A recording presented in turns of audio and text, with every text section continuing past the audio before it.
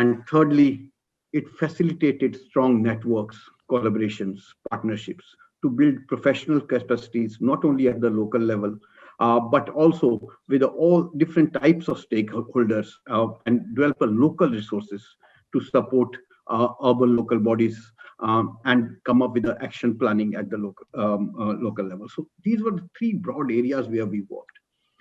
Uh, while I'm asked to set the context, and I think people will be talking about it, but there's no government in the world right now which is not trying to discuss or think about how to ensure dynamic and inclusive future of cities.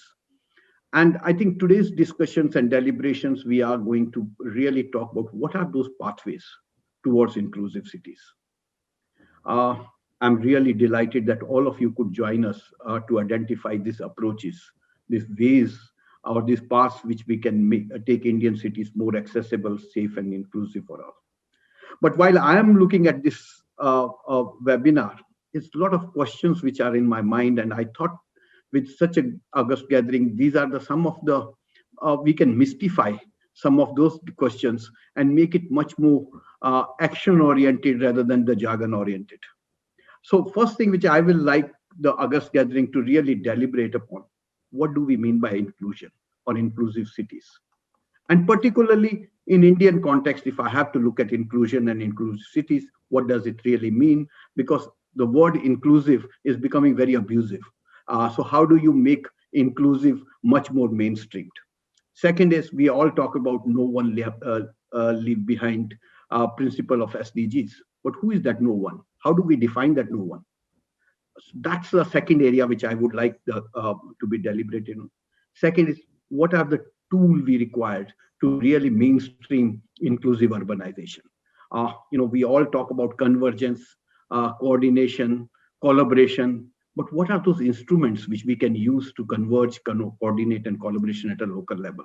So, as an NIUA being a think tank, how I can provide those tools to my constituency of 4,000 urban local bodies that they start talking about inclusive planning at a city level. Last, which we looked at during the COVID, and I think really COVID really stressed on this issue. How do you really get this data and evidence which need to be collected so that our response become more inclusive? And we make a greater informed decision making. We have been in India also, we have been developing a lot of frameworks, but and we have global frameworks also to mainstream inclusiveness.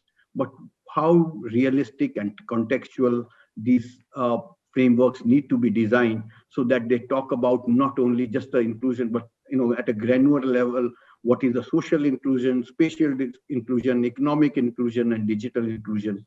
And that's the 5 questions I think I will request panelists and the participants to really deliberate during this discussion.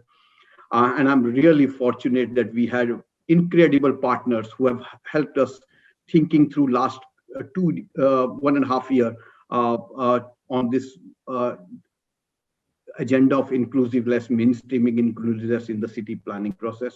We will be joining by Shri Kunal Kumar, Joint Secretary and Mission Director of Smart City Mission, where the Smart City Mission, is talking about how do you make projects more inclusive at a local level, how the cities are becoming more inclusive.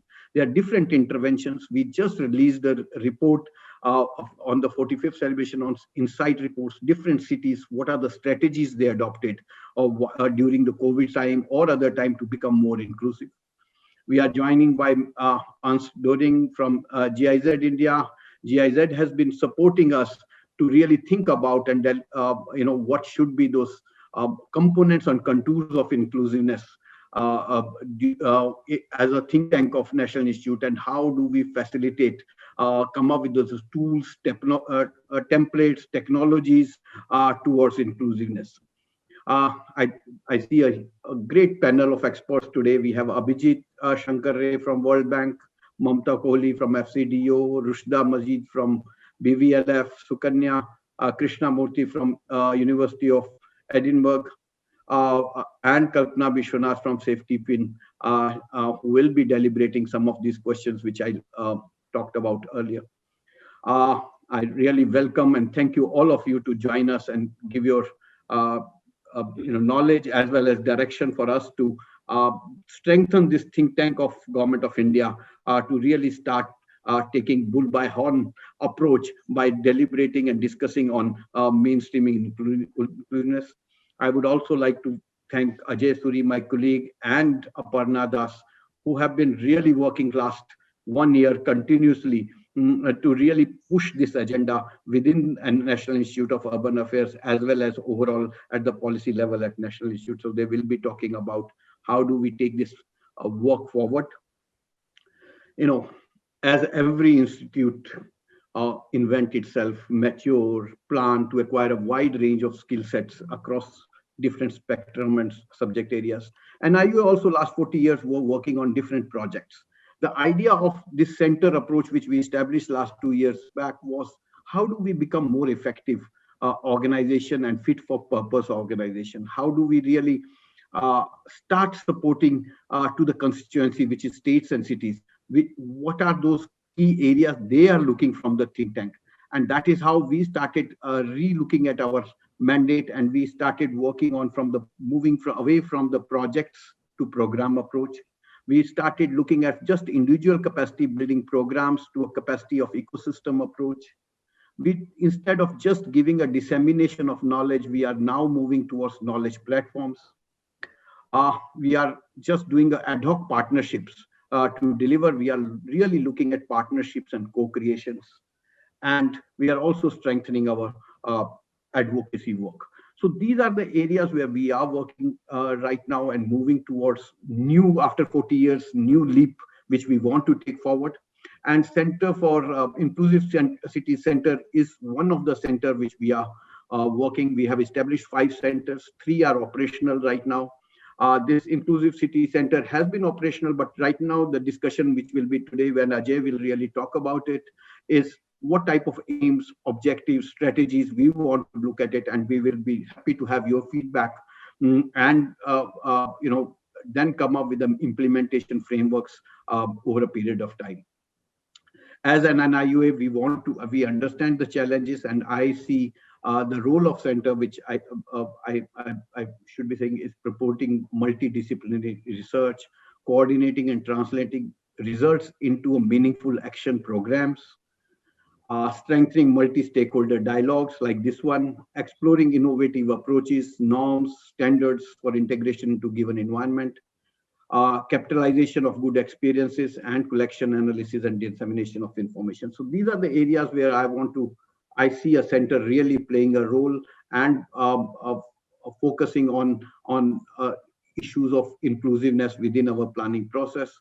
I know that such a great experience there, and I don't want to really come in between. I request my colleague Ajay to take over from here. But I once again, on behalf of National Institute of Urban Affairs and Ministry of Housing and Urban Affairs, would like to thank all the panelists and participants to join us today and start. The idea is no one has answers to the questions which I raised individually, but collectively we can really come up with the new ways of doing things. And we always talked about during COVID, business as usual approach will not work, and we will look at a new approaches. So I think this webinar and deliberations will come up with the new approaches. So welcome again, and looking forward to your great suggestions to really structure and work together towards this whole mainstreaming inclusive agenda forward. Thank you. Thank you, sir. Your vision of integrating inclusive development across all projects and further into urban development has laid the foundation for the center. I would now like to introduce Mr. Ajay Suri, Senior Advisor with NIUA and Head of the Inclusive Cities Center, to present the aim, objectives, mission, and approach of the center to everyone. Mr. Suri is an economist and a development expert with long-standing experience in formulating strategies and managing people-centered development programs in India and Southeast Asia, among others. Over to you, Ajay. Thanks, Mayura. Thanks, Hitesh, for providing the context for the discussions today and we absolutely trust you to throw up inspiring challenges at us. We take note of the critical questions that you pose to the panelists, and we will try and address these questions in the panel discussion. Let me try and share my screen. Presentation, a very brief one at that, would cover issues as mentioned by Mayura, would provide some highlights from the strategy document. But before that, and to answer the director's question, what kind of inclusive cities are we proposing in the Indian context? Or what do we mean by inclusion in the Indian context? Let me briefly try and explain what is it that the center understands of inclusive urban development. Very rightly mentioned by the director, inclusion can be interpreted in various ways, and our understanding of inclusive urban development is important, particularly the meaning and the key role that we visualize for the stakeholders. Based on a very long-standing consultative process, our ground level understanding and review of literature on inclusive urban development, we look at inclusive urban development from three dimensions. First, equitable access to economic opportunities. Second, equitable access to public goods and services. And thirdly, the participatory voice for all in governance. Let me try and explain what we mean by these three terms. One, the center is focused on the marginalized city population, which includes the urban poor, both informal inhabitants and informal sector workers, women, children, youth, elderly, and persons with disabilities. Let me clarify on public goods and services to start with. We are looking at public goods and services in relation to the mandate of the urban local bodies. And these include urban infrastructures such as wash facilities, social facilities such as education and healthcare, public transport, public spaces, and social protection schemes such as old age pension and maternity benefits. We subscribe to the hypothesis that equitable access to public goods and services is a necessary condition to promote equitable economic growth, though it's not the only condition, but it's a necessary condition. And these are the triggers that the urban local bodies can use to promote equitable economic opportunities for all. And by providing a voice to the marginalized community in governance, the idea is to influence planning and delivery of public goods and services so as to be accessible for everyone. To our mind, inclusive urban development requires collaboration among the three tiers of government to start with.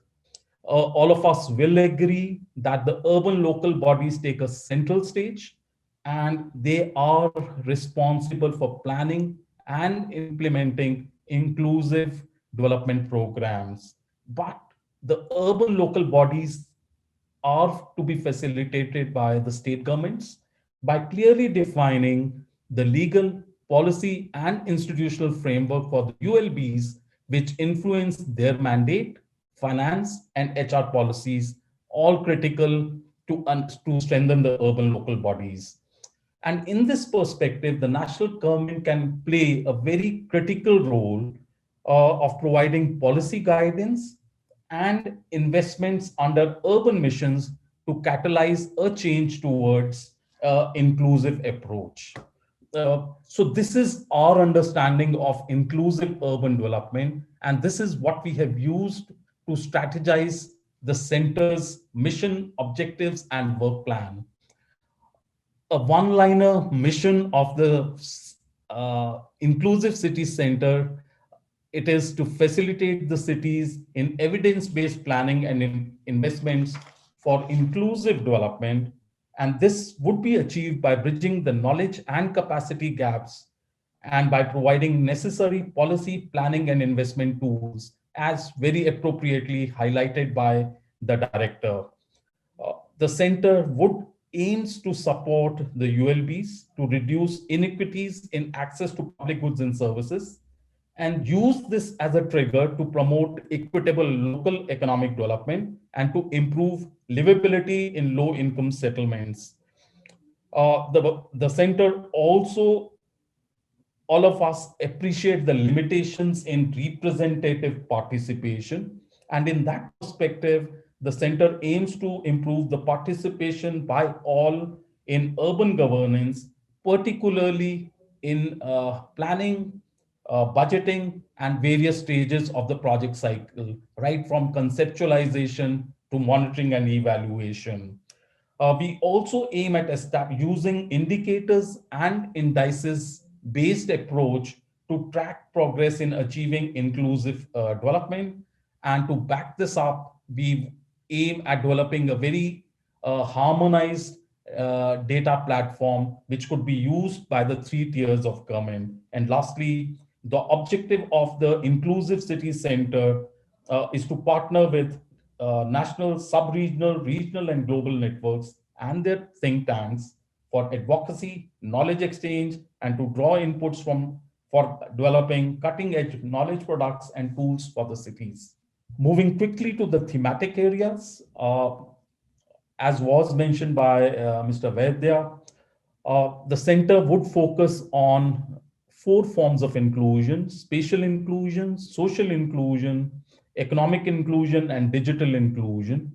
I have already explained what we understand from public goods and services, and spatial inclusion would focus on improving access to public goods and services and also housing, which is a private good. Through social inclusion, we wish to strengthen the voice of the marginalized segments in governance, and create a niche for them in urban planning, development, and governance. To achieve economic inclusion, we propose to develop a stronger linkage of the informal economy with city value chain and improved access of the informal sector to a holistic development package. And lastly, the digital inclusion, which is gaining significance now since digital divide impacts access to urban services and social facilities. And also ICT-based solutions can be leveraged to improve access to public goods and services. We have adopted a 4-pronged approach, which is to focus on engage, evolve, empower, and implement. We propose to engage with and support cities to adopt a partnership approach, both intra-city and intercity. The intra-city engagement would be with multiple stakeholders for engaging various segments of the population in the development efforts, and intercity engagement with networks at national, regional, and global level for institutional strengthening. We propose to evolve well-researched policy and planning frameworks to support inclusion agenda at all levels. The objective is to empower cities through multi-stakeholder platforms, disaggregated database, and appropriate frameworks and toolkits. And lastly, the center aims to support cities to design and implement evidence-based urban solutions promoting inclusive development.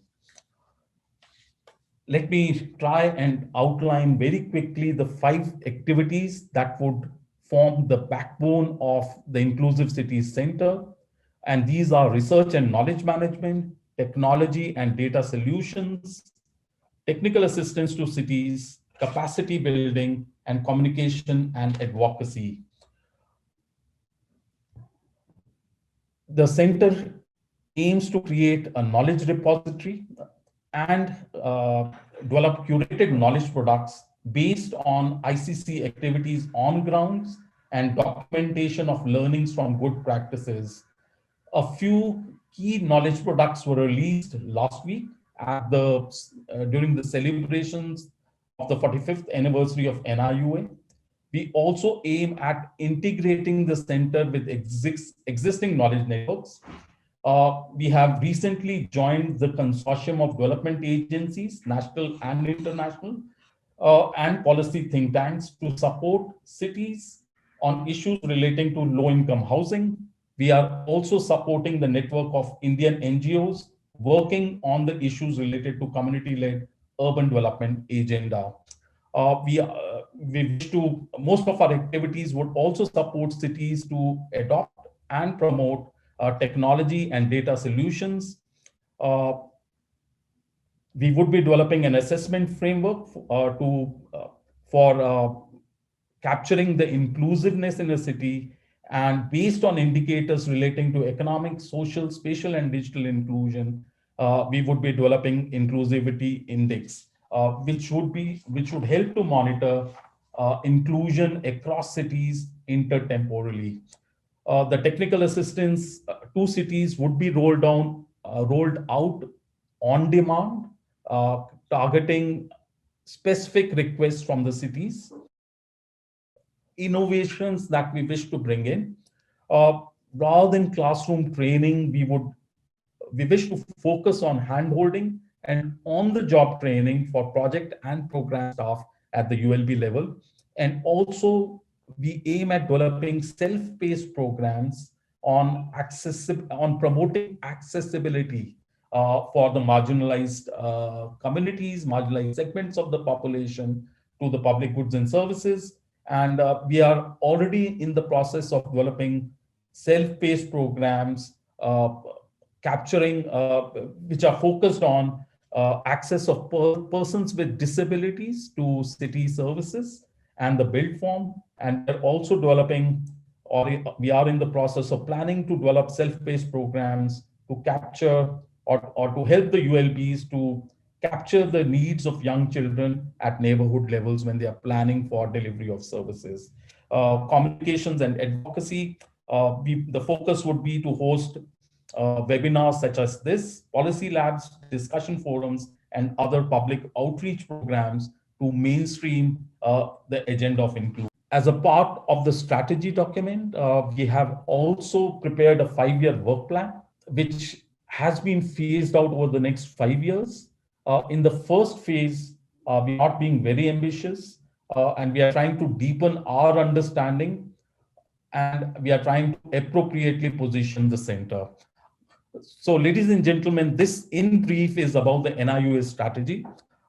Very soon, we would be circulating the strategy document to everyone, all the dignitaries on the dais as well as the audience, to receive a feedback from you. Thank you very much. Thank you, Ajay. You have very well set the spirit for the day.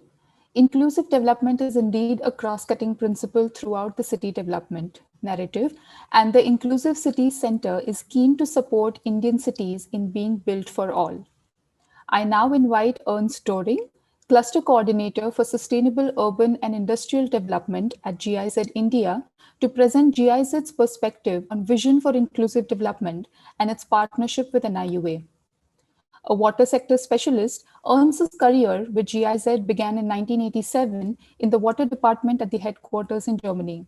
Following this, he has worked for GIZ in Palestine, Egypt, and Tanzania, heading the water portfolio till 2019, post which he has been working in the Sustainable Urban and Industrial Development cluster that responds directly to the environmental and social challenges facing India today. I request Ernst to kindly speak. Thank you. Thank you very much for inviting me to this webinar. I must say I'm overwhelmed and impressed about that activity, which is part of NIUA overall activities, and from our GIZ side, NIUA is one of our trusted partners since many years. Ever since I've arrived in India 1.5 years ago, I always was confronted with the term NIUA, and I didn't know really what it was. But now I get an insight, and I'm happy to meet you at least virtually today, and see what kind of activities NIUA is looking after. The inclusiveness of cities is a very important topic. It has been discussed since many years internationally, is almost a global movement. And I'm really happy to see NIUA taking a lead and establishing a dedicated center for inclusiveness of cities.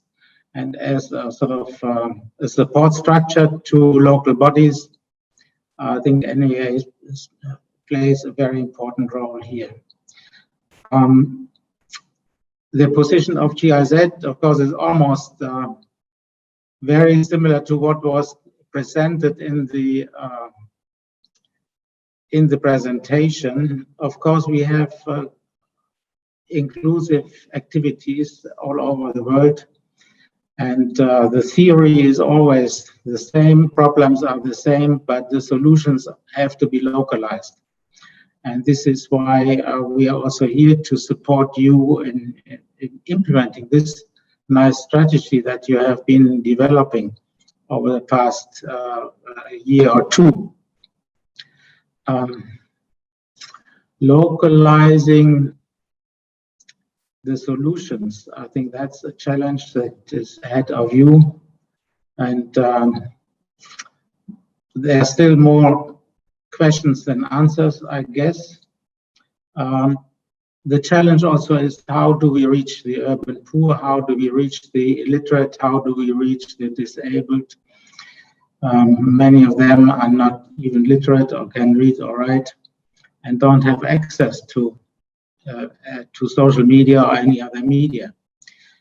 So that will be a challenge coming up, and I think a major role here to play is for non-governmental organizations who often reach areas and reach target groups which cannot be reached by government institutions easily.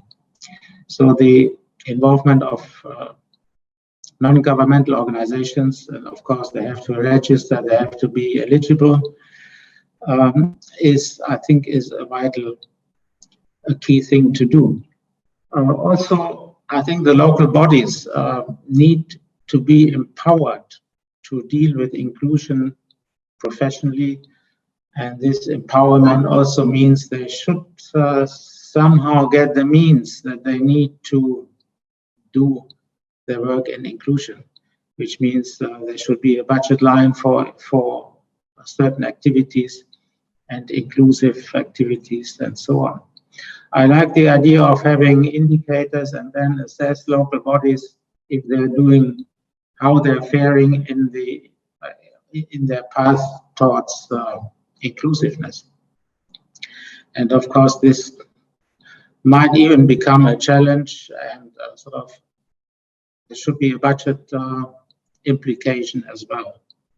So from our side, GIZ side, and German Development Corporation side, I can assure you that we'll be by your side.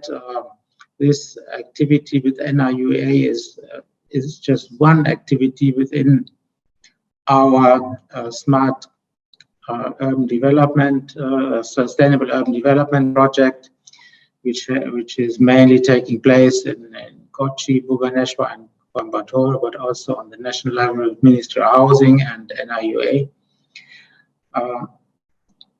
It has housing, it has basic services, it has SDGs, as well as transport issues. So this is all going to continue from our side, and we appreciate your cooperation and your assistance here to conceptualize the next phase of our projects. The appraisal mission is going on, and I'm sure NIUA has been contacted already. I would like to thank you all for your cooperation and your trust in our work. I also thank my colleague Aparna for leading this activity on behalf of GIZ. And I wish this webinar all the success you need to implement your strategy. Thank you very much indeed. Thank you. Thank you, Ernst, for setting up the expectations. We are excited to have GIZ as our partner in this discourse towards inclusive development. Let me introduce Ms. Aparna Das, Senior Advisor at GIZ and our moderator for the discussion session today. Aparna is an urban planning professional with more than 20 years of work experience with different sector partners, national, state, and city governments, national and international non-profit organizations, and multi and bilateral agencies such as UNICEF, UNDP, DFID India, and the World Bank. I request Aparna to highlight the key issues in inclusive city development and initiate the panel discussion with our esteemed panelists. For everyone's reference, the brief profiles of all the panelists will be posted in the chat box. Over to you, Aparna.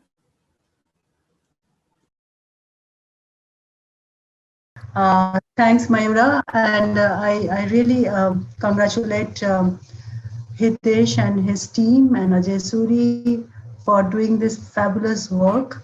I would present that what we identify as key challenges. So let me just try to share my screen. Just give me a moment, please. Okay, so my task is right now to present, there are many challenges, and the idea is that we had discussed this thing, and we want to kind of figure out that what could be the very 3 or 4 challenges that we can conceptualize.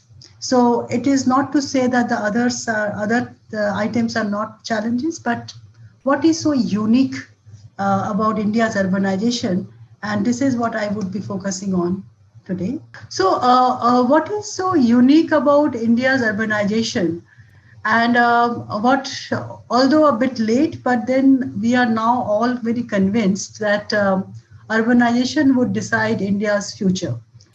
And this is, I think, now beyond debate, and we have all accepted it with a bit of a reluctance, but we did now. And economically, the contribution that comes from urban areas is almost like 62%. This is being estimate done by HPEC team in 2011, and I think this may have changed drastically by now. But although they are economically very important, but are they important politically? Like, can we ever win a national election on urban issues? This is something that I think maybe requires a bit more, revisiting and introspection, because this question that can we win ever a national election on urban agenda is yet to be explored further. This also is reflected in the fact that if you go to the city level, we do not see many empowered mayors. We do not see many political people, who can make their career from the city to the national level. So this is one reflection of that, whether cities are really politically empowered or not. We can read on those subtexts. I borrow it from World Bank's way of saying is India's urbanization is hidden and messy. What we mean by that is that India's urban definition is very restrictive. So we have 8,000 cities, out of which half of it is run by rural administration, because they are not statutorily or legally being declared as cities by the state administration. This is also something that we all know about it, but then what could be the way out for encouraging states to declare and accept the reality that they are now urbanized? It could be one issue, that there seems to be a denial to accept that we are urban. Another point that is being talked about, and if you see films or literature, it is always being kind of argued as if people from the village or the rural areas are coming to the cities. So cities are magnets where people from rural areas come. But is it really true? The data actually shows that the natural growth of the urban population is a major contributor for urbanization. Now, this is again I would say a fact that is not talked so much about, that it is the people who are already there. They are the one who is trying to claim their stake on the city's land, and not the new one who is just arriving in the city. But if you see literature, popular films, this fact is not talked about. This is being talked about as if, you kind of entered the city now and what to do, and you are trying to claim on something on which you do not have a claim. Maybe this is another thing that we need to highlight. Second thing, I think as an asset, what we have is a young population. And this is what being the statisticians would talk about demographic dividend. And I think there's an opportunity that lies there. And what do we do with that opportunity is something that we need to decide on. I would highlight this particular one aspect that, although we have been talking about infrastructure investments, but if you take it, what we have done, and this is an estimate that we get it from the Urban Mission, is that we are only at 3,000 rupees per capita. Now, this is, I think, is quite least if we compare it with international figures. And also, this is what would make or break urbanization benefits. So this particular part that, whether we are able to take the benefit of urbanization and whether we can invest in infrastructure so that, we are able to get what we set out to do. This is something I think is a big debate, that how do we increase this particular investment. And this is where, what is the role the state has to play needs to be also talked about. Let me move quickly to the next one. Is that one key challenge is that we are talking about urbanization of an unprecedented scale with a very least investment that we just saw in my last slide, and with people who are employed in unorganized sector. So Indian urban areas employs almost 85% of their population in unorganized sector. Now, when we are making plans and when we are thinking of all the strategies, are we factoring this unorganized sector there? Because they are not in the margins, they are the mainstream. And how do we deal with it? Is something that I think discourse or more knowledge, how to do it is required. And because of this messy thing of, how do we include unorganized sector in our formal planning process, whether we are doing the formalization or we are doing the legalization, this kind of raise or results in this unequal access to public goods and services, about which Ajay spoke about, that if you are a citizen, then what's your way to have access to equal services or public goods and services? That is something that is an issue that has not been resolved as yet. Women participation is only 15% in the informal, in the formal sector.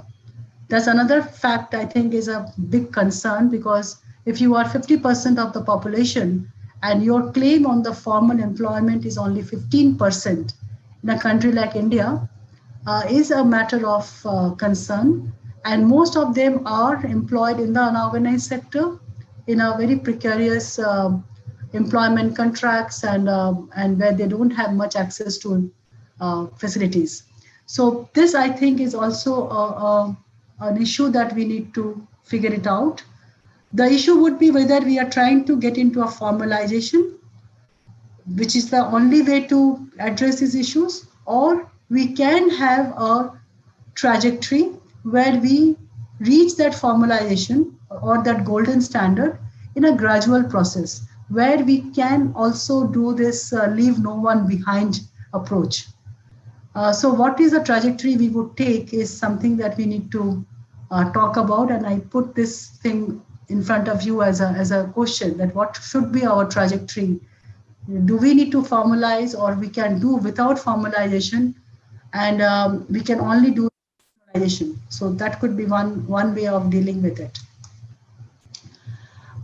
I know that I am also being told that, I have this bias towards statutory master planning, but I somehow want to also pose it that what is it that if cities are supposed to be governed by a formal statutory legal plan, then what it is that stops us from making these ones? Is it that we do not have much focus on it? Is it that we do not know the entry points through which we can address this? Is it not relevant? So it is kind of a concern for us when we see that, out of 4,000 cities, you only make 1,000 plus master plans, and not all of them are getting updated. So what is the reason behind it, and is it something that we need to sort out so that other things gets triggered off? Is it the way, or we have to figure out something else?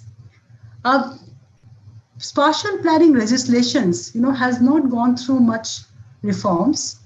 Right now, we see many states doing tweakings, like they are changing their acts here and there, but it is more of a scheme based. But the overall reform on the spatial planning legislations, as we experience in South Africa or in Latin American countries, such large scale reforms has not been undertaken.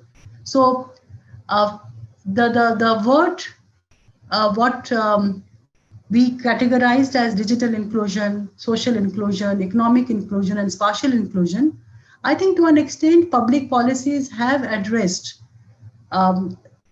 economic inclusion and social inclusion. At least there has been some attempts and some experiments being made. Digital inclusion has happened because of technological revolutions. Whereas the spatial inclusion, or the term spatial justice, is still not part of our vocabulary. I'm not saying that is a panacea for everything. All I'm suggesting is that shall we bring the word spatial justice in our vocabulary and look it from that angle, and that may sort out many of this access to public goods and services issue, and it can trigger that change. We also, under our project, did a lot of work on understanding that, how land revenue administration, which is a colonial legacy, and our spatial planning, which we have invented in our new independent India, how does it not cross paths? It does not really overlap. And is this something that we need to find a way to merge these two administrative systems and figure out a new paradigm for spatial planning? Is it something that work that we have it at our the task that we need to do? So these are the few key challenges. I tried to do a super aggregation to articulate that maybe this could be our entry points, and then we can take up projects that would flow from here. Thank you very much. Thanks for your patient hearing.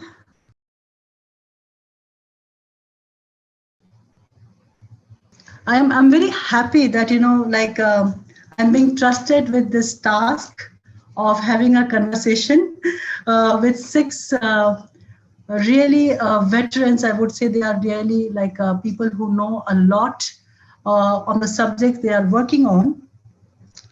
And before I get into the conversation, I must say that this launch of Inclusive Cities Center, when we were working on it, we always have this thing that, okay, when that happens, we will do this. When that happens, when we would share this document. So there has been a lot of planning and doing and undoing.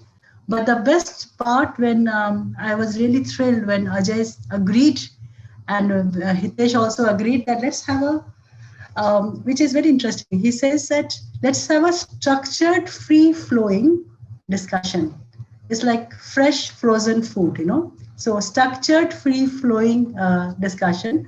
So I really would like to moderate this, and what my role would be just to give you the leading questions. And I tried to figure out, in the 60 minutes, what could we achieve? Okay, and me and Kanika had a conversation, and Kanika, in a very diligent way, sent me 5 bullets that these are the things that we should have at the end of the 60 minutes. I'm a bit scared of it because I don't think we can do that. But what we can do is that we can have a conversation where I really request all my panelists that please speak your mind and please say what you really believe in and what do you think could be the way to take it forward. So let me first have this opportunity to introduce my panel. So I think by now I am being introduced, and I'm not going to be introducing the bio notes. I'm just looking for my, just one second.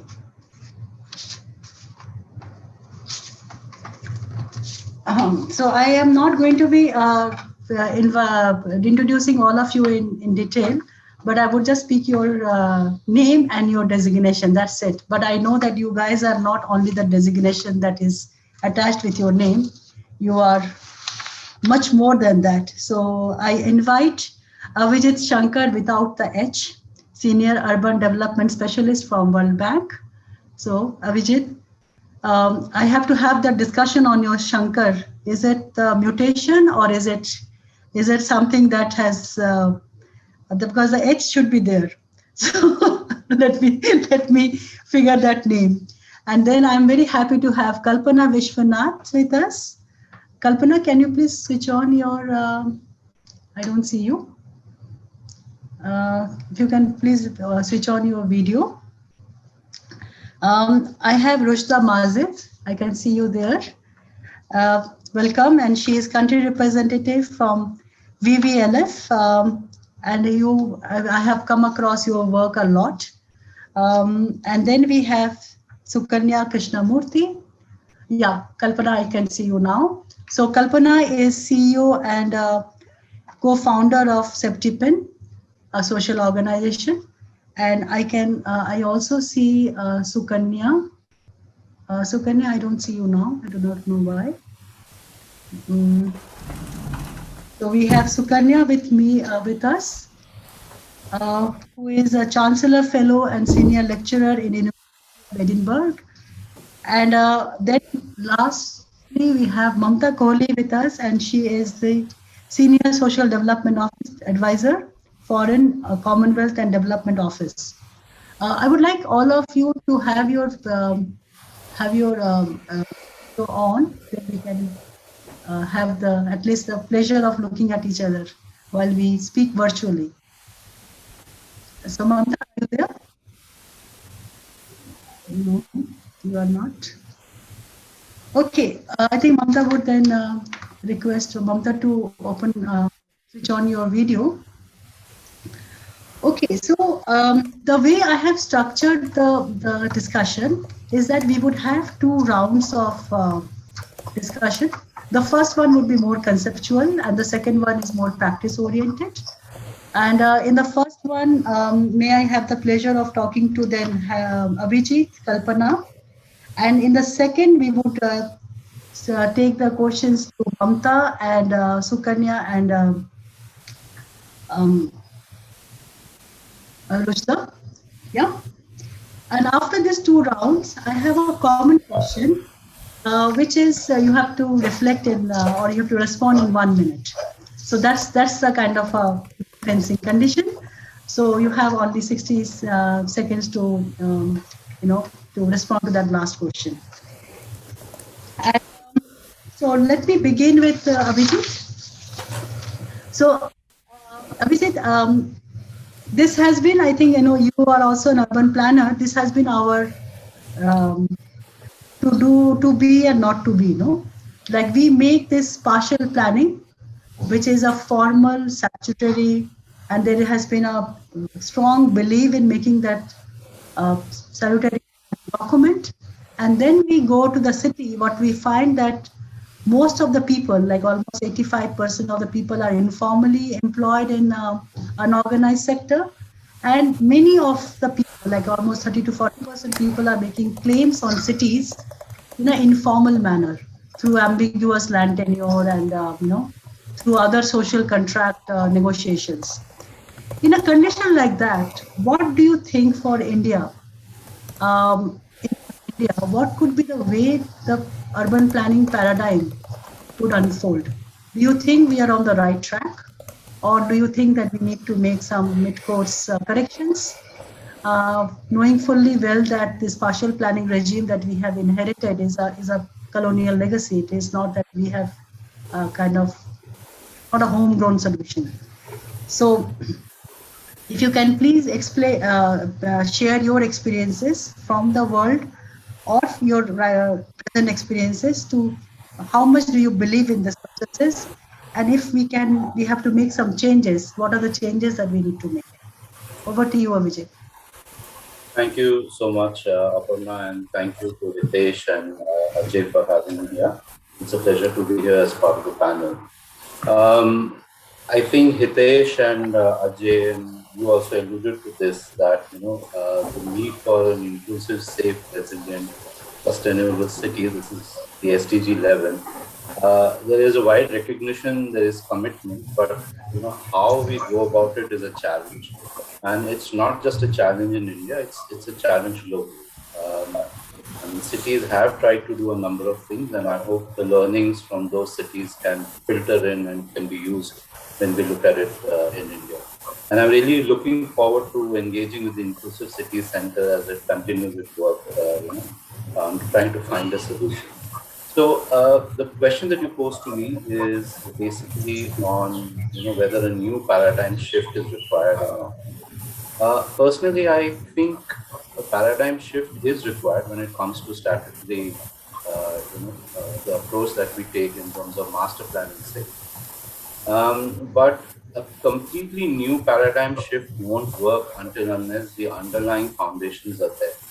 And so in India, where these underlying foundations are not very strong, it will not be very beneficial. It will be, in fact, be disruptive if we move towards a complete shift. So step by step, I don't know if tweak is the right word. I think somebody used the word tweak. I think Ajay used it. But a slightly step-by-step approach would make more sense. We've seen some cities trying to move away from, a fully descriptive land use plan, which is statutory, to having only those elements of the master plan which are really necessary to be statutory, like the development controls, and move towards a more strategic approach for the rest of the cities. And the strategic approach is, of course, identified with beneficiaries for whom we are planning. I think NIU has done a stellar job on the Delhi experience. And we need more of that.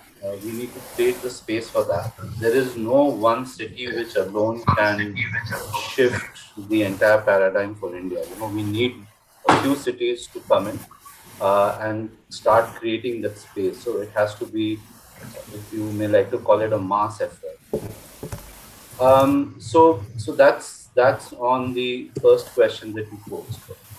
I think in terms of the other things that I would like to bring to the panel, one is you mentioned that we are on a path of urbanization, and demographic dividends are certainly there. So what is also very clear is if we don't make use of that, or we don't use this opportunity for improving, providing a better quality of life, our cities are going to become more and more unlivable in future. And we are probably at a point, or we have probably crossed a point where we need to take action. So this is something very serious, something, the other aspect that I'd like to bring in is, you mentioned the spatial, social, economic, and the data dimensions as part of the urban inclusion. So globally, we have seen that cities struggle to work equal-footedly on all four. So there is a wide recognition. Three of these are widely recognized, which is spatial, social, and economic. But cities may not be able to move equal paced on all three of these. But what, as planners and as policymakers, we need to understand is an action on any one has a reaction on the others as well. So it's like Newton's third law. Every action is equal and opposite reaction. So intended or unintended, this is there. And I think the first thing we need to do is to understand these actions and the reactions.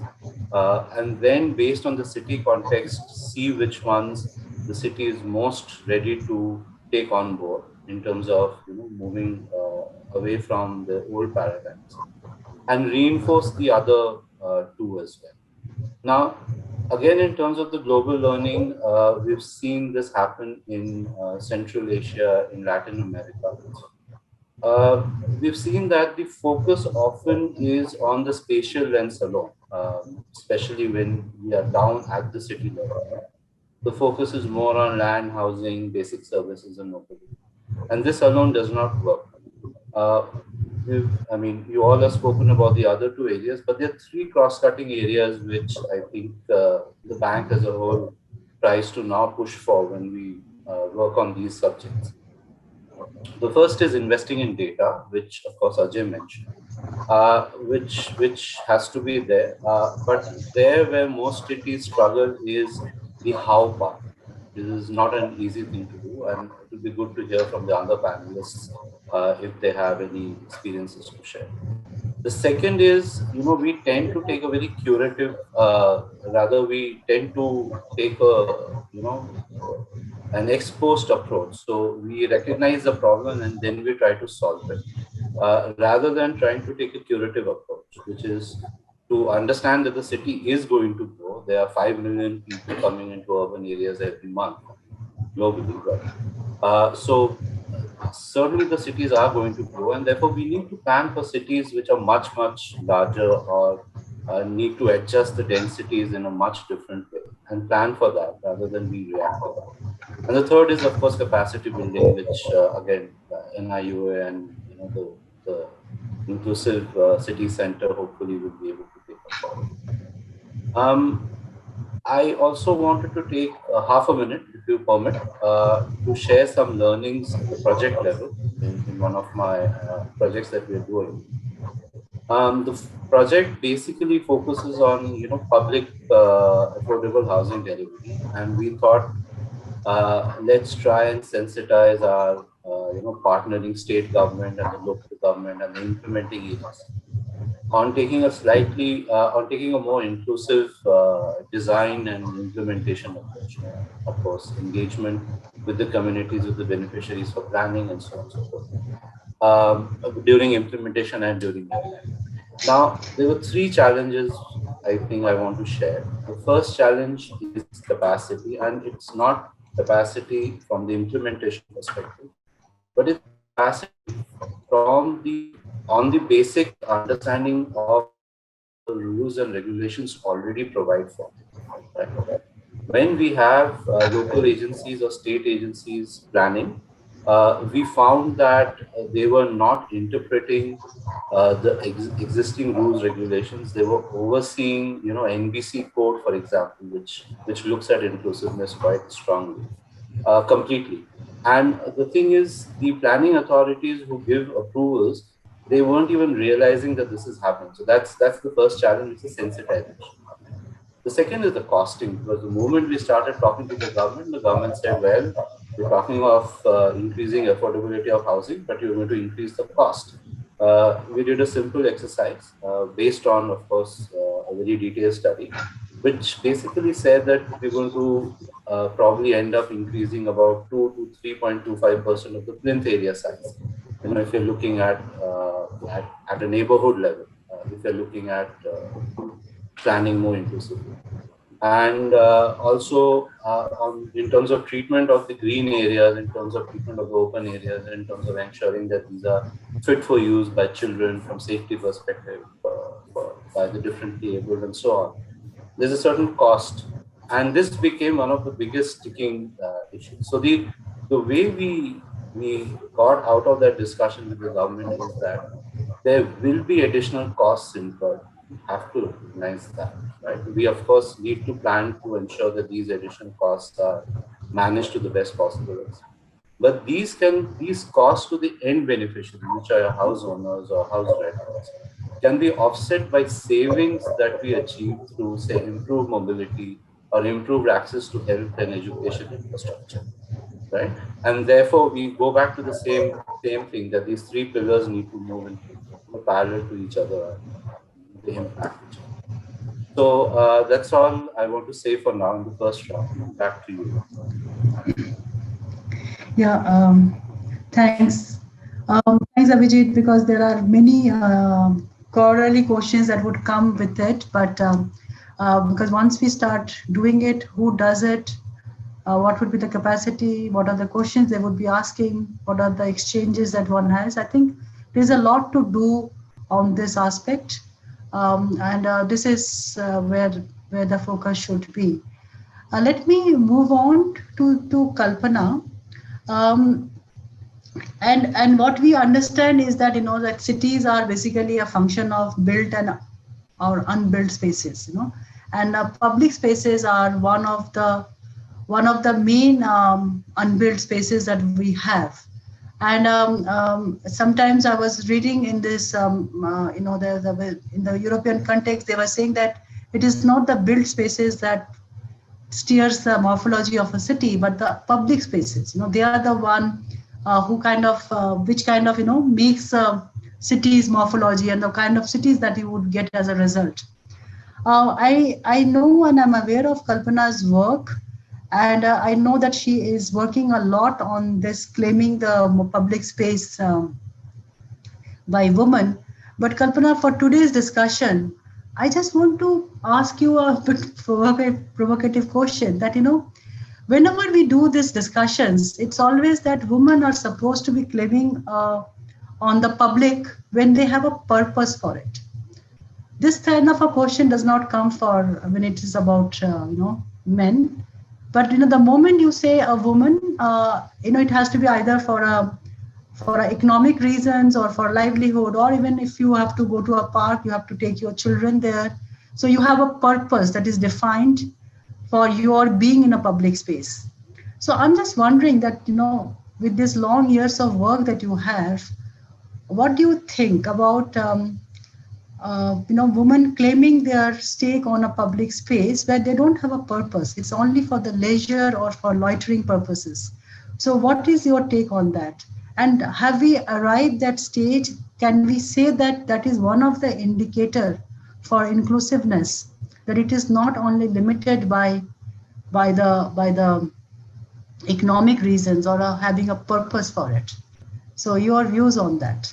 I know that I have narrowed the question a bit more and focused it on only one aspect, but I just thought it would be good to have a pointed answers or, a pointed discussion on this one, on this issue. Yeah, over to you, Kalpana. Thanks a lot, Aparna. First of all, thank you to NIUA and congratulations on the 40th anniversary. It's really wonderful to be part of this event, which I think is really part of a larger initiative that you guys are doing around it. So, Aparna, I think your question is a provocative one, not to me, but to, I think, cities. Say, we know that our, and I'm specifically focused on Indian cities here, so this is partly true globally as well. So I said, I think the issue of in our cities, who has a right to the city? This right is not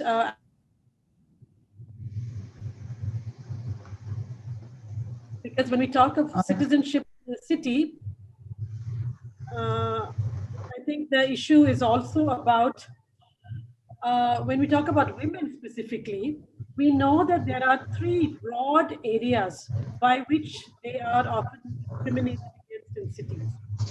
One is the fear of violence. And I talk about the fear of violence, not violence in itself. Because everyone fears some amount of violence. But what happens in women's lives is the fear of violence, the fear of sexual violence. And this fear is a controlling fear. It controls how women access the city. It controls how other people think women have right to the city. and it controls the options that women think that they have.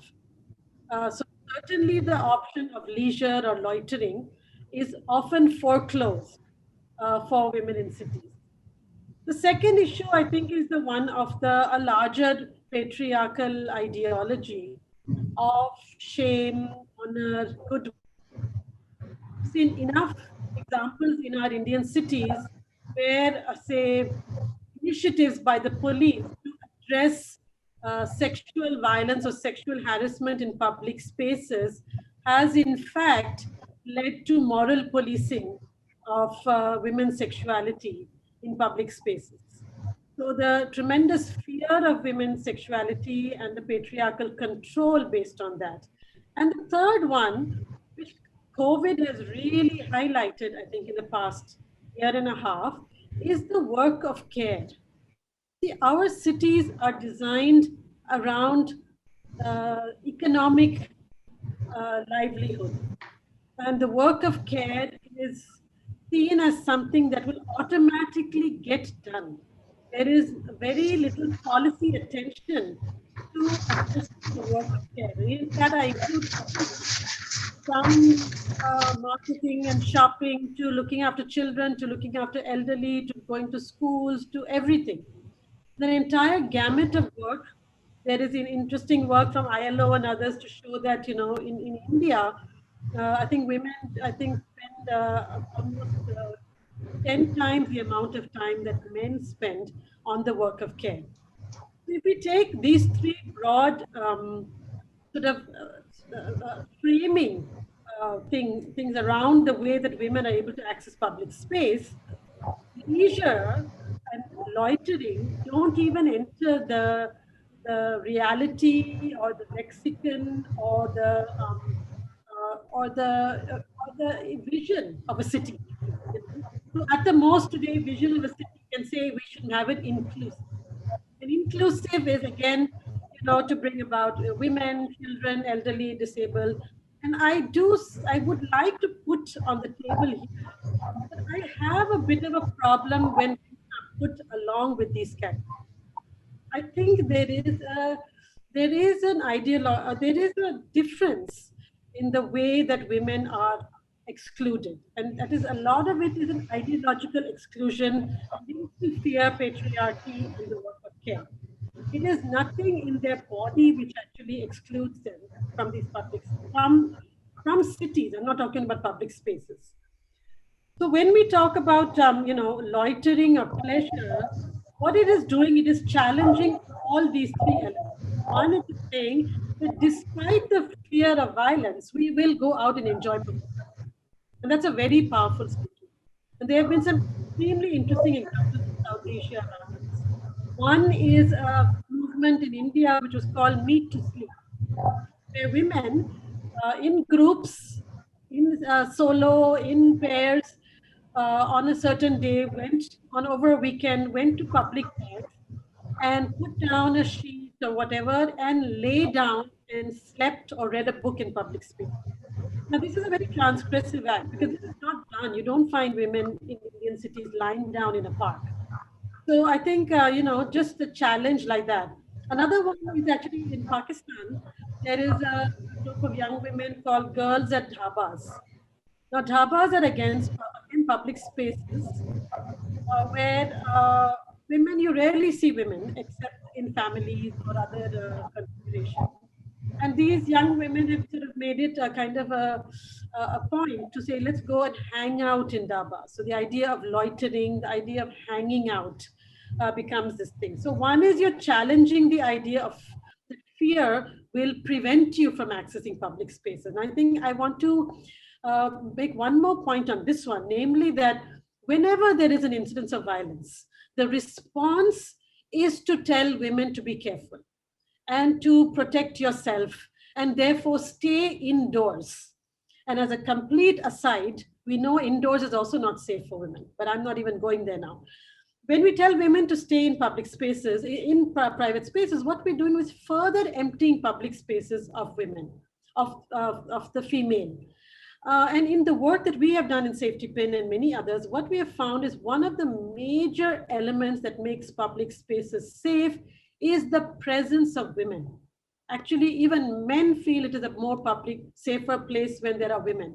So women, not just as users, but women as vendors, women as bus drivers, as auto drivers. The moment you begin to populate the public domain with more and more women, and I would add today, along the gender binary, the gender continuum, so people from the transgender community, others, etc. The second thing is when women go out in public spaces like this to enjoy, Aparna, you are challenging the patriarchal ideology of the good woman and bad woman. So you may choose to just do nothing, hang around, have a cup of tea at a dhaba, lie down in a park, sit at in a bench, talk to a friend, whatever. And so therefore the act of claiming leisure is actually a very political act, which is challenging all these. And the third one, interestingly, it's also the work of care, because what do we think? Our narrative discourses say that women have no time. We are these super women, and many women fall into that trap of saying we can do everything, we can multitask, we are looking after children. Therefore, there is actually no time. And therefore you don't claim the public space as leisure. And in today's discourse about the urban, globally, public space is coming to occupy center stage. The right to enjoy a city. A city is not just a place to work. A city is not just a place to study. A city is a place to make friends, to sit in a park and actually just talk to someone, to sit in a garden, to go to a monument. And I think that is something that, so to me, actually, the question you asked, Aparna, is fantastic for me, because to me, it brings together all the elements that I think discriminate against women in our cities in terms of their right to the city. And the moment that there is the right to claim leisure to the city, you would have actually attacked all these elements which keep women under control. And I would like to end by saying that we must understand that gender and women is also an intersectional identity. So let us not say that all women are the same. You and I can enjoy very different privileges from some other women in our cities, women who use public transport, women who live in low-income neighborhoods, young women. I mean, one of the things that we found in our research is young women are much more vulnerable to sexual harassment and violence. Because at the age of 12, you don't know how to deal with it yet. You are scared to tell it. Today, you and I have the confidence that even if I step out and I am sexually harassed, I will know how to do it. So I think there are many, many dimensions to being a woman in the city. I think I'd like to end by saying that by loitering. Yeah. Thank you. Yeah, thanks, Kalpana. I think that answer was really from the heart, and it shows, it reflects. So I would say that, whatever you said about the public places, and, it's a politically challenging thing. It's setting a different context, but this also would link up with the design of cities morphology, like how do you link it up. So if you look into this, what we have as our URDPFI guidelines that steers our city plans, in that only the public places are parks and gardens, which is not true. Public spaces can be something else also. And I think that's where we need to decode it further, and how this spaces, which is not that you have to go to a park, but just to use your common spaces as another citizen, where you do not have to answer to anyone just because you are standing in at a bus stop, for more than required. So I think, like I have experienced growing up in Delhi, that if I leave 2 buses and I continue sitting in the bus stop, I'm giving a signal that I am available. And the people start asking me, that was the experiences that we had when we grew up in Delhi. That just because you want to sit down on the bus stop and you're not catching the bus, which is there, then you have to answer to someone that, why you are sitting there. So these are the kind of, I think, issues, and this depends on the way the city is designed. And I think the culture is something that is also is created. No, it's not something that we have inherited and we continue with it, but there are ways to also disrupt that. Let me get going with Mamta.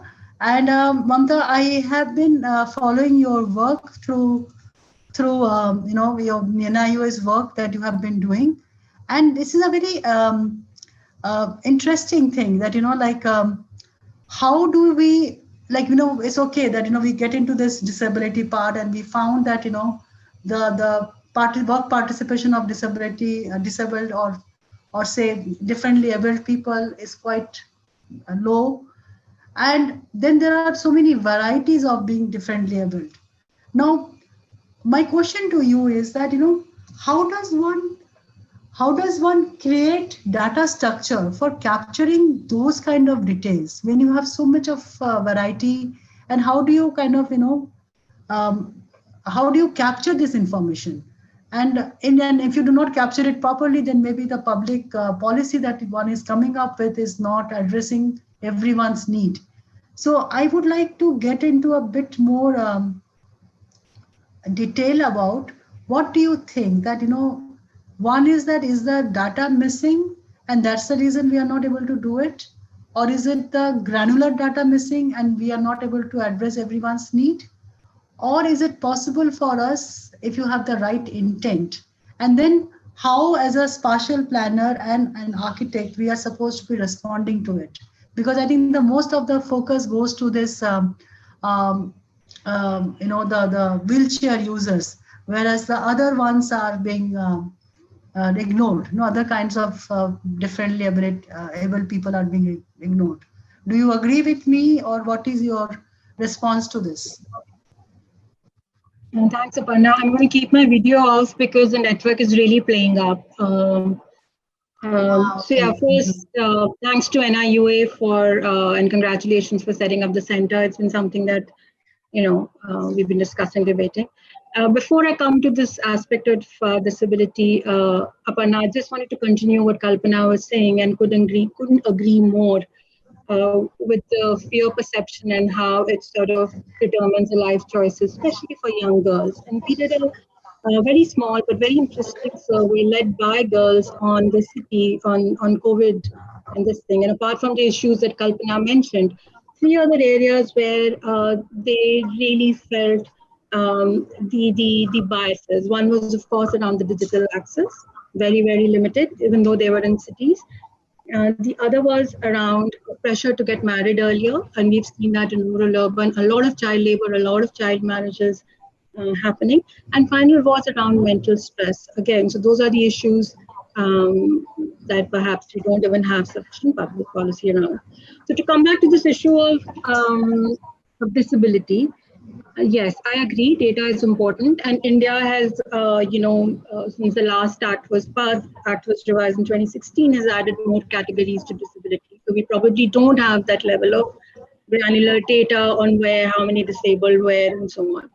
But I don't think we can make that a limiting factor in the way we design our cities or we design our public spaces or private spaces, right?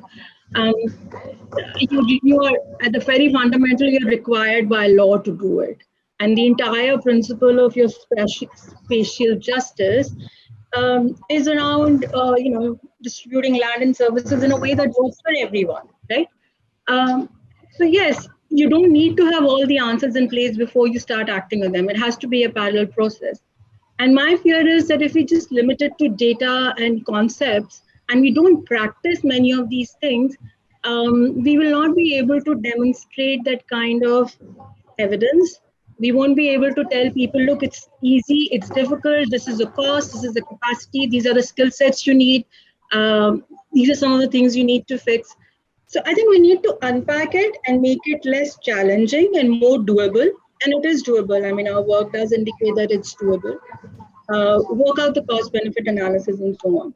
So I think there is enough guidance on what needs to be done, and nobody would say that it should not be done.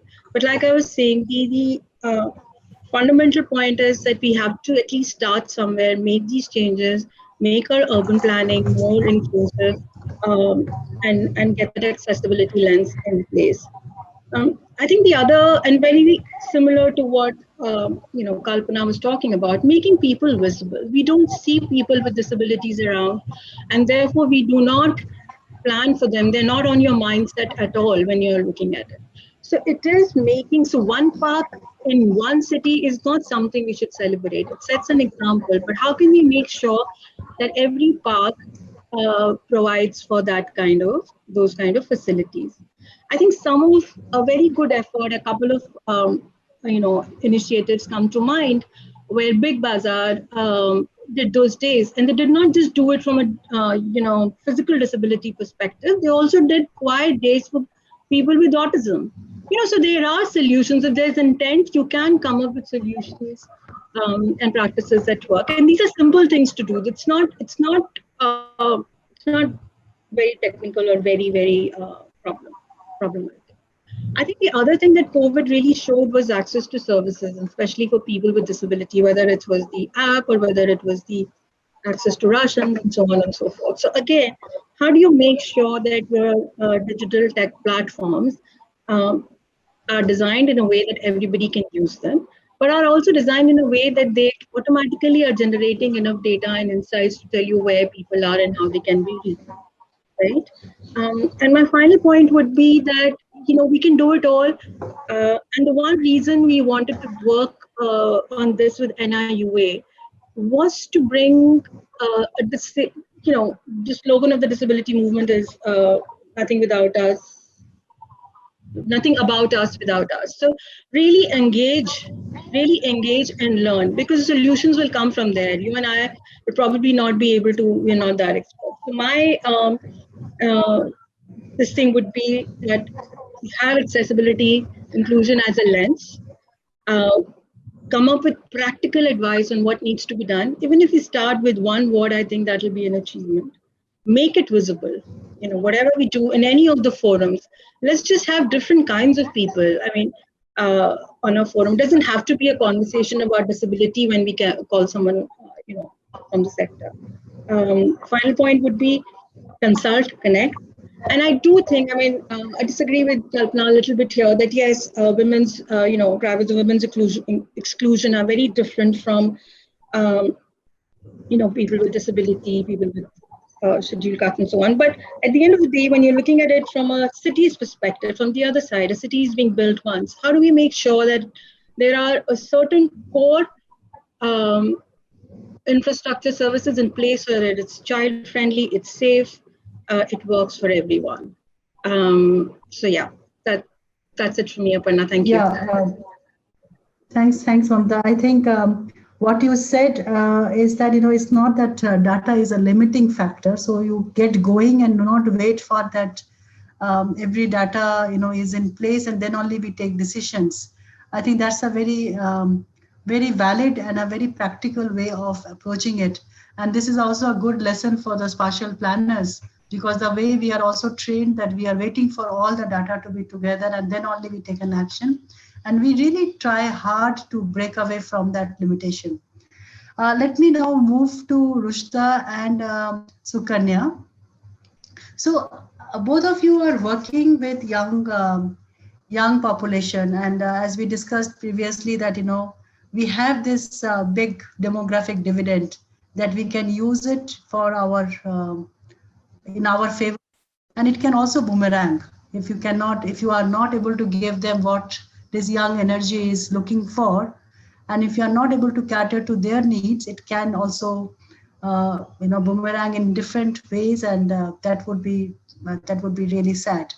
So Rushda and Sukanya, if you can take this up collectively, and please tell us that in what way do you think we should be able to integrate them in our city building processes? What is the way, where should they participate? Or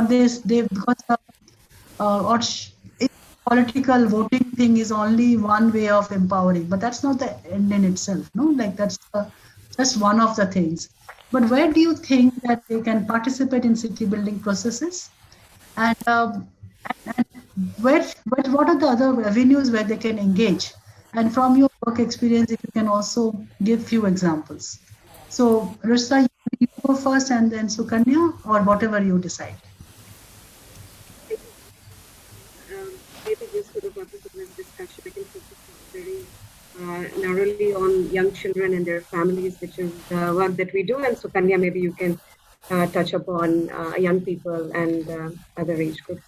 But first of all, thanks Aparna for the question, and thank you to the National Institute of Urban Affairs for this panel.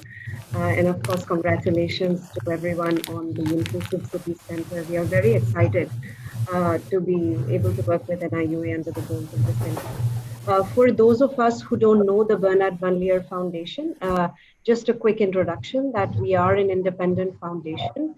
We are based out of the Netherlands, of course, have been working in India for nearly 3 decades, and our mission is a good start for all children. We believe that giving all children a good start in life is not only the right thing to do, but also the best way to build a happy, healthy, prosperous, and inclusive society. And why young children and their families, which is the discussion, which feeds into the discussion that we've been doing about inclusive city and what inclusion means, is that for young children and their families, young children need the right ingredients of love and care and nutrition and safety, which are some of the traditional areas we associate with early childhood. But one of the things that is often ignored, not only from a city lens, but also from an early childhood lens, is that city planning and design and management is a critical contributor to the health and well-being of this demographic.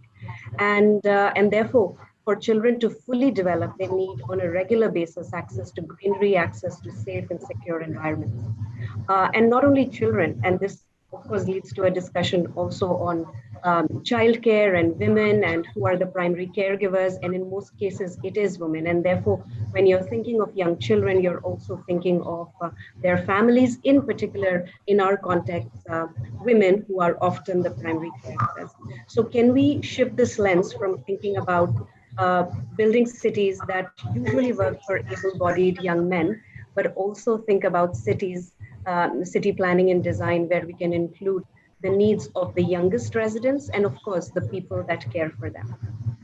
So this is for us is not an exclusive approach. It is an inclusive approach because cities that work for young children are likely to work for all. And I love the fact that Mamta also made this point in another context, but for us, we are not saying that forget everything else and only work on designing cities that will cater to the needs of young children. But in this case, it is if you can tweak your approach a little bit. And this is to city planners and decision makers and designers, then you are able to provide these access to early childhood services, for example, access to public spaces, greenery, and so on, that are likely to benefit and work for young children, and at a time when it is the most important for them in the earliest years. And the reason that it is very important for them, especially from the 0 to 3 or the 0 to 5, is that this is a critical period of brain development, and everything that a child or a city can provide a child is going to have an impact for the rest of their lives in terms of their cognitive development, emotional, social development, to be able to interact with other people. And also to comment on one other thing that both Kalpana and Aparna, you touched upon, women claiming a stake in the public space and who has a right to the space. I would also say that within a generation, young children have been crowded out of public space. We did, and this comes to a practical example, we did a survey in Pune. This was part of our partnership with the Pune Municipal Corporation. And one of the findings that came out was that, this was pre-COVID, is that young children, especially the 0 to 5 year range, are only able to spend about 1 hour every day outdoors, which is a function of many, many factors. But in terms of just kind of the stark reality there. Most of the time is indoor in schools. So this is why in this conversation on inclusion, but also from our perspective focusing on young children and cities is important. In terms of your particular question, Aparna, of how groups can participate, how the voices of families can be at the table.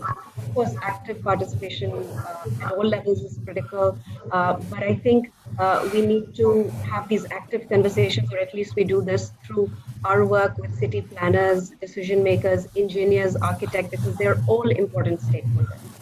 And the other important stakeholder are parents. So from our perspective, of course, the youngest cannot speak for themselves, but their caregivers can. And so how do we provide a seat at the table for parents or people who are in a best position to comment on the needs of children?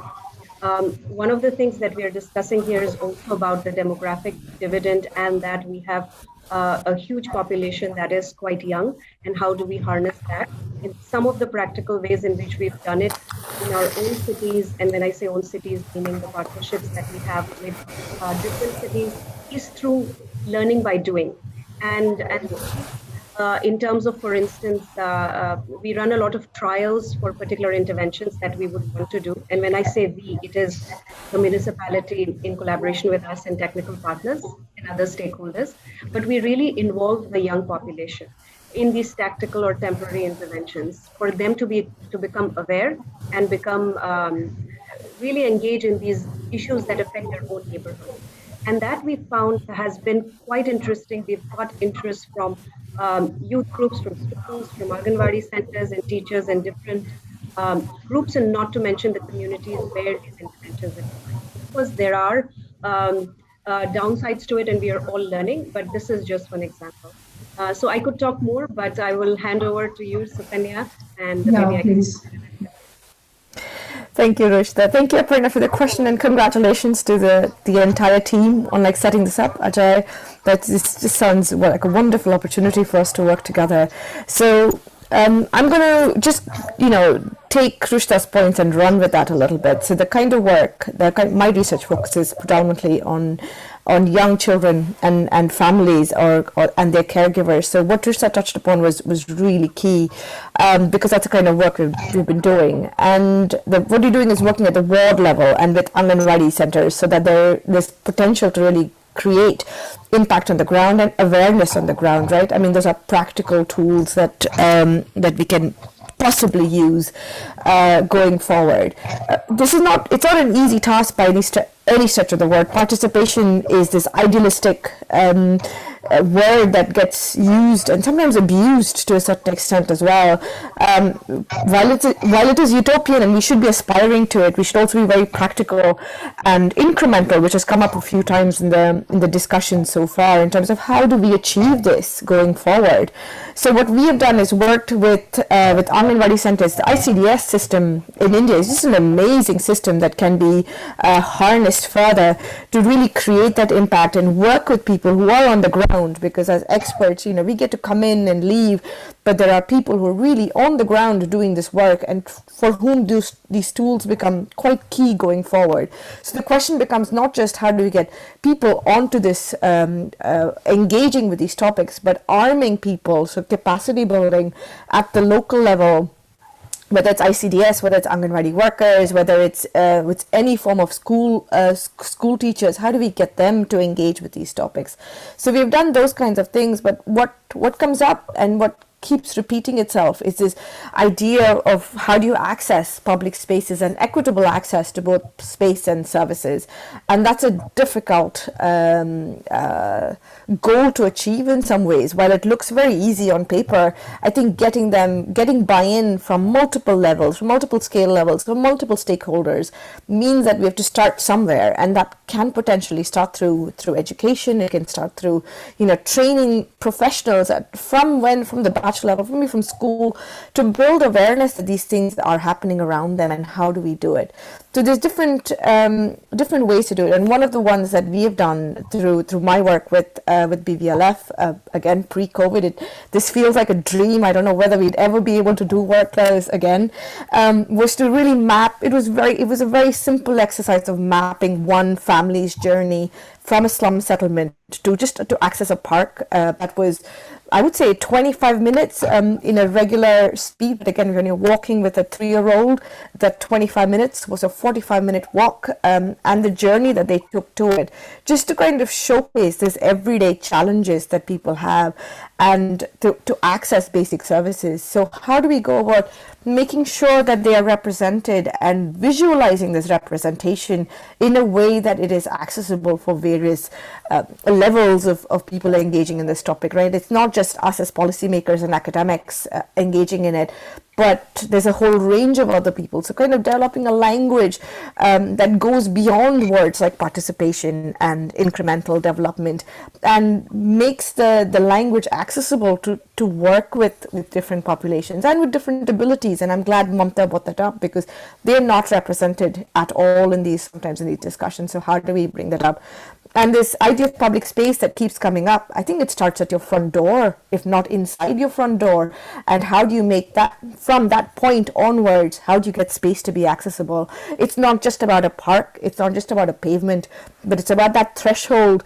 The moment you leave the house, how do you make that space equitable, accessible, and open to more than just able-bodied people? So I think children, young people, and given what Aparna said in terms of the youth dividend that exists, the information, I mean, the challenges are what we are all talking about all the time: sexual harassment, access to jobs, access to opportunities, access to space, even to loiter. Loiter should be, loitering has a really wrong connotation, but again, loitering is the way we played as teenagers. I was loitering on the road. It did not mean I was up to no good, but it means I was claiming a particular space for that particular time. So how do we encourage that going forward? It becomes, big questions that I'm glad that a place like NIUA is taking up and answering. So Aparna, I will stop. I could go on forever, but I will stop and then, hand it back to you. Thanks, Suganya. I think, we all, it's very interesting that, all of you have said in your own, using your own vocal cords and using your own way of speaking, but we are all coming to one common conclusion, is that, it is not that we have to wait for that big data to arrive to take a decision. It is something that exists, but it is not enough visible. And visualization and putting it on making it visible, whether it is people who are differently abled or certain kind of functions, which is happening, we all know about it, but I think it's not enough in the public domain or enough visible. That's what is not getting counted. Okay, so now I would say let's move to the last leg of it. It was being wonderful hearing you uninterrupted, but this time I would interrupt you, and you only have 1 minute to respond to it. And building on to what we have just spoken about, is that what do you think that, do you think that spatial justice is something that is a key critical ingredient that we are missing from the entire inclusive domain? And this spatial justice and the spatial inclusion, this particular term, we need to interpret in our own way for India, which has not been done as yet. So my discussion with Ajay was very interesting yesterday, because I, as a planner, had a particular interpretation of spatial planning, and I think I was very limited in my way of thinking, whereas Ajay had a much bigger definition of spatial inclusion and spatial justice. So I would like to ask you this very pointed question, that do you think that spatial justice is a critical indicator for an inclusive city? And do we need to redefine what exactly is spatial justice and spatial inclusion? does this words needs to be unpacked. Let me give Abhijit the first chance. He's the only man in our panel. I think we need more men in our panel now. Next time we have to be a bit more careful with our gender balance on the panel, no? Because we are only having a woman. So Abhijit, may I request you to go first on this? Sure, thanks, Aparna. So yes, it needs to be unpacked. Yes, people from different viewpoints will consider it very differently. We look at this purely from a spatial planning perspective. We've been debating this, and in terms of first understanding how do we even establish a framework on which we can capture this spatially. Right? There are so many ways to look at it. One way that some of us have been thinking about is if we try to understand the outcomes of the actions that we are trying to propose. And the outcome of the actions, if we try to understand in terms of improvement in, say, health. Right? So public health, of course, but looking at both physical and mental health. And that gives us a fulcrum to try and see if through different input-based approaches, we try and create spatial equity around that. So, like I said, different people will look at it very different. I'm sure my own team members who I work with in the urban team will look at it very differently. So, yes, it needs to be unpacked because this is still something that we are kind of considering and understanding what it can be much better than what it has so far. Back to you. Thanks, Abhijit. May I now request Kalpana to respond? Yeah, I think it's a very interesting point, and I would actually, as much as the word spatial, I think the word justice is also important, and I think it is it's a very important step to talk about justice in the context of space. Because otherwise it becomes a technical issue, right? You can delineate the space, you can create that space. The moment you bring in justice, what you're saying is what exists is unjust. When it is unjust and you need to make it just, it is a political act. It is an intentional act. It's not going to happen by itself. It's not going to happen unless there are more people at the table.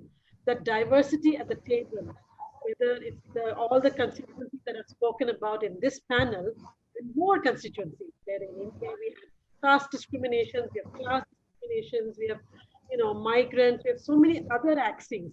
So for me, the moment we begin to look at space and injustice, I think we have taken a very important step forward from a discourse which looks at it only from the perspective of planning. Thank you. Great point. I must say it's a fantastic point. Mamta, may I request you to go next?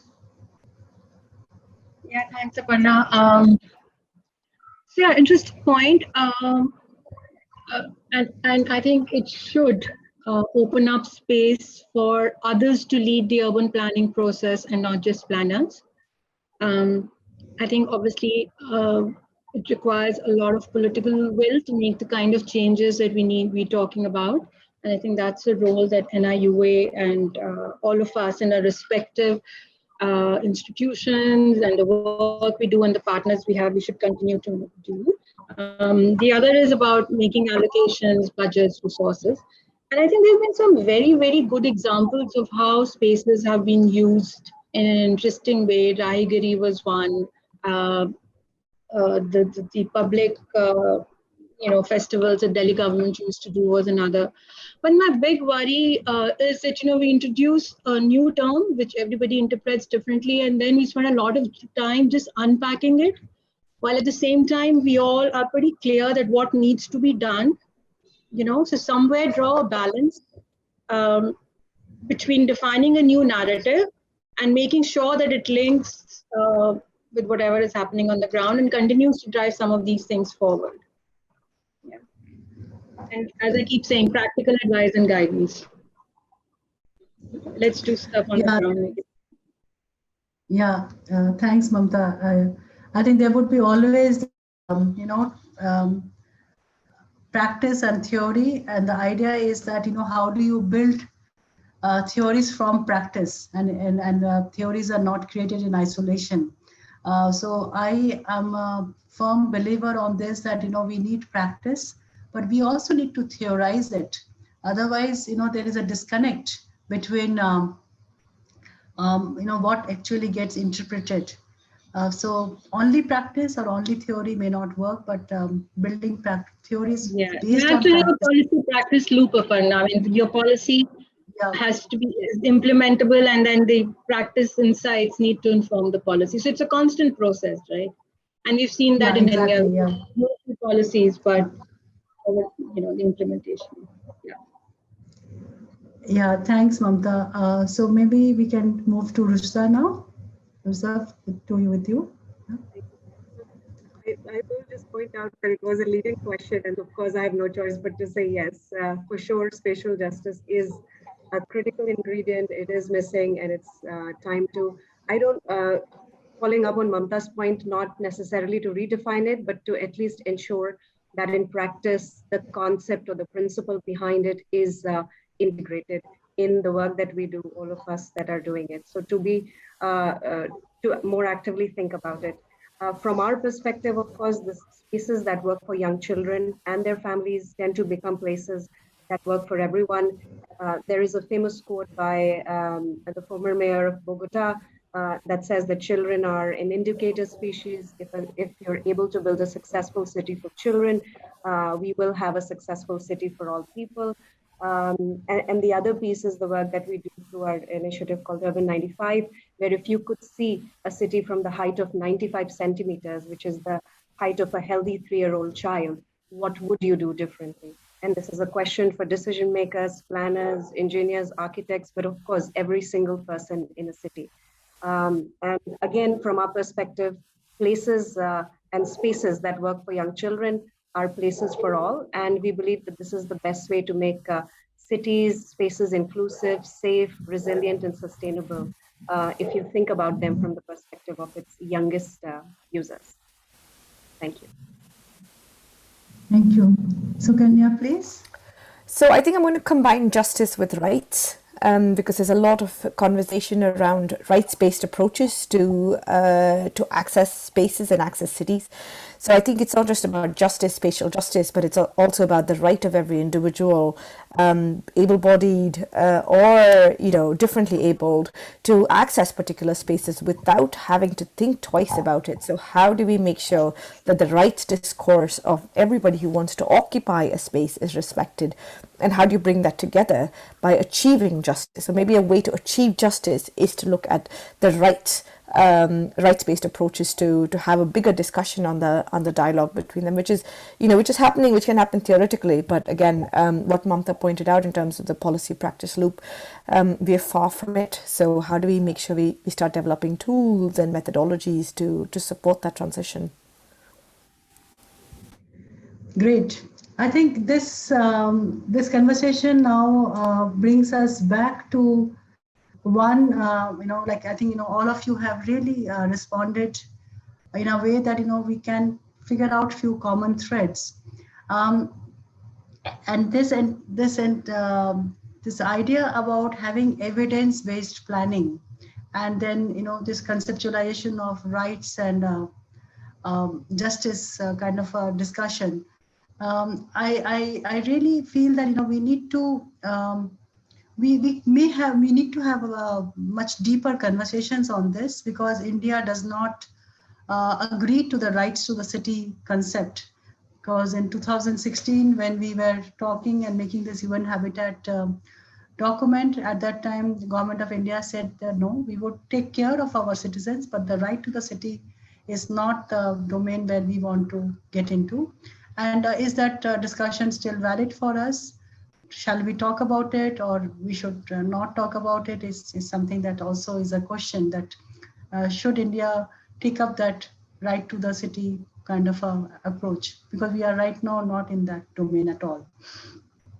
So thank you all. And I just want to finish with whenever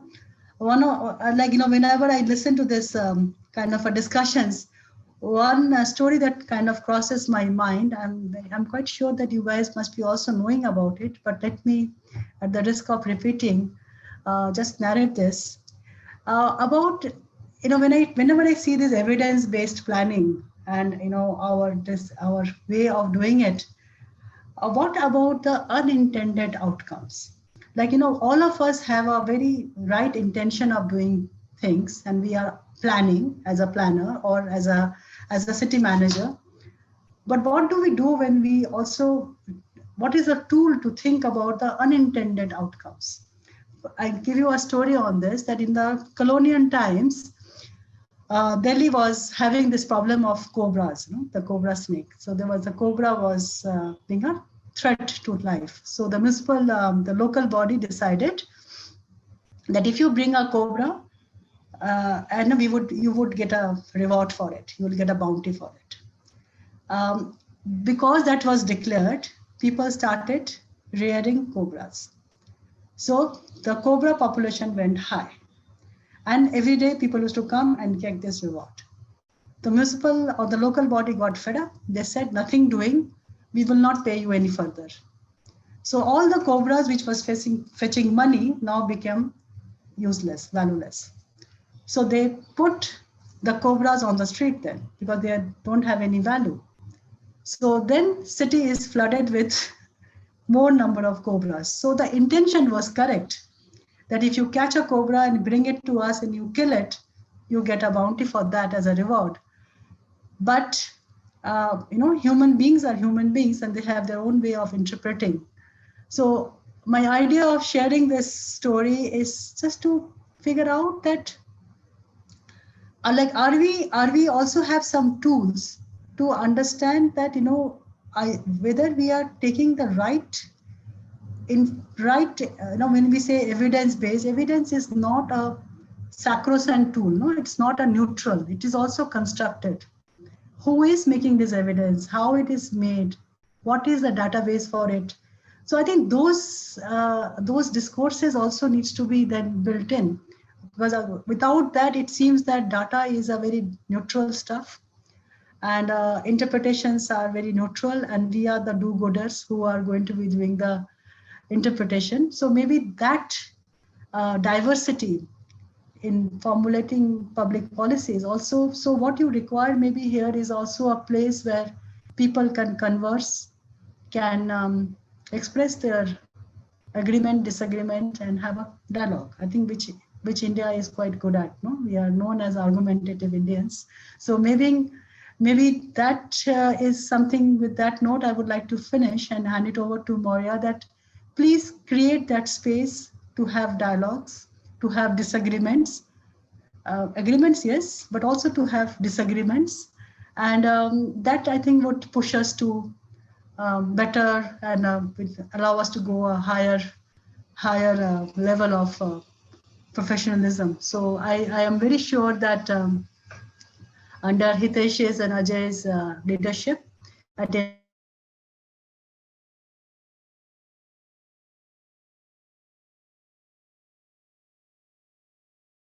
and lovely talking to you. I give it back to Maurya. Yeah, please, Maurya. Thank you, Aparna. Also, let me take this opportunity. Mayura, sorry, I'm so sorry. No problem, Aparna. Let me also take this a very productive and insightful discussion. I now invite Ajay Suri again to share with us the key takeaways and close today's session. Over to you, Ajay. Thanks, Mayura. Thanks, Aparna, and thanks the panelists for a very thought-provoking discussion. In a tough position, trying to draw takeaways from a discussion which spanned more than an hour. And that is assuming that I was listening to each and every word, but the assumption is right. Let me share 3 key takeaways from the discussion among the panelists. Everyone agreed that there is the need to capture the perspective of various population segments, across the demographies, across the level of ability, income groups, and to capture their needs and demands for public goods and services, to plan a more inclusive city. I don't think there was any disagreement to it. Abhijit made a very valid point that yes, we look at inclusion from through various lenses, spatial, social, economic, and we added another one that's, but we can't adopt a siloed approach because each of these dimensions impacts the other as well. And there is the need for the city to capture the impact of each element on the other elements as well. As I had mentioned, our assumption is that improved or equitable access to public goods and services will trigger off an equitable economic growth in cities as well. And the third takeaway, which pleases me immensely, that cities slash planners slash policymakers can aspire and aim for a perfect database, a perfect disaggregated database capturing various variables, capturing various dimensions of challenges in the city. But the city's planners, policymakers need not wait for the database to be developed. We could start and then work towards developing a strong database. And somehow most cities and planners are stuck with the idea of published secondary data, and they do not find the published secondary data, they actually go for primary surveys, which to my mind is unsustainable. We need to explore the prospects and potentials of unpublished data as well. There needs to be a stronger attempt at data mining at the local level. Uh, I reflect on my experience in Tamil Nadu, something like 20 years back, when I was a consultant to the World Bank for the Tamil Nadu Urban Development Project, phase 2. Probably now they are into phase 5 or phase 6. And we were trying to support the cities to develop urban indicators, to develop city corporate plans as they were termed then. And we had, focus group discussions with municipal officials, and we were surprised with the kind of data available in their files. Now, there is the need for the planners to tap into these databases to strengthen their planning exercise. Let me stop here, but my compliments to the panel for raising very pertinent points, very relevant to the issue of inclusion. And this is the first webinar organized by Inclusive Cities Center, and we look forward to engaging with you on a regular basis over the coming months and years. Thanks very much, and over to you, Mayura. Thank you, Ajay. May I now invite Utsav, our colleague from NIUA, to share the vote of thanks. Thank you, Mayura. Well, what an exhilarating round of conversation. I think all of us are more wiser for it. And thank you so very much to all of our panelists for putting everything together, for taking time out on such a busy day and sharing their thoughts. I think all of what has been spoken will definitely lead to us having a better roadmap, a clearer plan, and a strategy to move forward. And again, I mean, a lot of regards for everyone's time and insights. To begin with, on behalf of the entire Inclusive Cities Center, I would like to, for starters, without any doubt in my mind, to the panelists and to the audience who have been participating, who have been part of the conversation this entire time. And most of all, I think it goes out to each and every individual part of the team and everyone who has been part of the call today for sharing their significance and their thoughts on how this entire center can take forward the conversation and inclusion in the cities. I would also extend my sincere gratitude to the ministry. Although Joint Secretary Sir could not join us today, but he does send his regard on the fact that we are able to put together a center which focuses on the need of the marginalized, and to our partners and the partners in change that we have had for the last decade or so with the Foreign Commonwealth Development Office, BVLF, University of Edinburgh, Municipal Corporation of Ahmedabad, and many more who we have worked across the past decade. And I would like to emphasize our thanks to our partners GIZ and their team for the immense support. no event would be complete without the support of the team, and the team here at NIUA, at ICC, the design team, the communications team, and the IT team have taken a lot of their time out of their busy schedule this week to make this possible. So thank you to you all for your support. And my last couple of lines will be to the audience for being here and participating in the polls and to the chat box and to the comment section. So I would like you all to write back to us if you have any feedback on today's event. And please stay connected on our social media channels such as Twitter, Facebook, and LinkedIn. And if you have any thoughts other than this, there is an email ID, icc@niua.org. So please feel free to write back to us and we'll get back to you with our thoughts. Thank you so very much for joining us today. It has been an incredible session, and we wish you all have a wonderful rest of the evening. Take care. Thank you, everyone. Bye. Bye. Thank you very much.